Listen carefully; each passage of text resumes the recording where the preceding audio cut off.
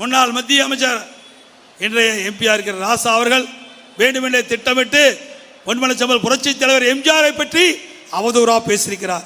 நாவடக்கம் தேவை, நாவடக்கம் தேவை. அனைத்து இந்திய அண்ணா திராவிட முன்னேற்றக்கூடிய தலைவர் தெய்வ பிறவிகள். அவரை பற்றி இழிவாக பேசினால் அதற்கு உண்டான பலனை நீங்கள் அனுபவித்த தீர்வீர்கள், நிச்சயமாக அனுபவித்த தீர்வீர்கள். அவர் இருக்கின்ற வரை நாட்டு மக்களுக்காக உழைத்தார். தான் வாழ்வில் தான் பதவியில் இருக்கின்ற பொழுதும் மக்களுக்கு உழைத்தார். தான் இறந்த பிறகும் தன் சொத்துக்களை காது கேளாத கண் பேசார், வாய் பேசார்.